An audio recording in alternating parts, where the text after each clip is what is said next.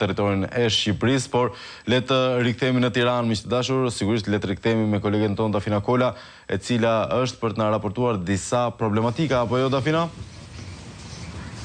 Në fakt, nga 22 qendrat e votimit, ku jam zhvendosur në bulevardin Migjeni, ka patur problematika në fillim të procesit zgjedhor, pra që në nisje në orën 7, pasi disa prej antarëve të komisioneve qendrave të votimit nuk e qenë prezent, sipas informacioneve që kam arritur të marr në këtë qendra votimi, në orët e fundit pas mesnate është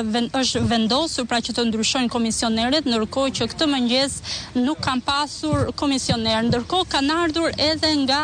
KZAZ, sekretari përgjithshëm apo edhe antar të Komisionit Zonal të Administrimit Zgjedhor, të cilët po vëzhgojnë nga afër, le ta themi atë procesin, po monitorojnë nga afër komisionet e qendrave të votimit, por siç duket, të paktën Flavio deri më tani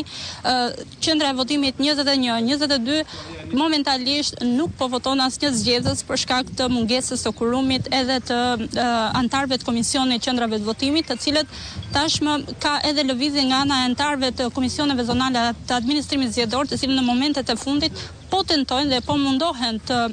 plotësojnë, le ta themi, të gjithë antarët e komisioneve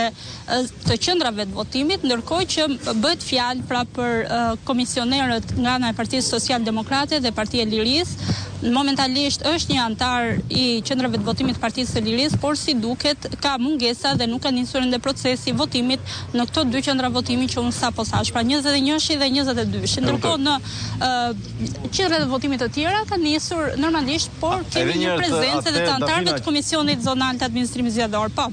Qytetarët që ndodhen pas teje janë duke kërkuar emrin e tyre apo duke pritur radhën për të ushtruar të drejtën e votës? Në fakt po presin radhën edhe për të ushtruar të drejtën e votës, pavarësisht se disa prej tyre, kryesisht të moshuarit, kanë patur vështirësi në gjetjen e emrit në lista, pasi bëhet fjalë edhe për disa kapanone që janë vendosur, siç ju edhe shihni në plan që ofron edhe operatori jon, por po shohim një interes të moshuarve, por edhe të rinj nuk mbeten pas për të ardhur dhe për të dhënë votën e tyre për subjektet politike që garojnë në këtë zgjedhje të 11 majit. Dakord, duket një, faleminderit Dafina, duket një zgjim i vonshëm ky shqiptarëve në këtë mëngjes, miq të dashur, pothuajse në të gjithë Shqipërinë ka një nisje të lehtë të procesit votimit, ka ende shumë qendra ku ende nuk është çelur.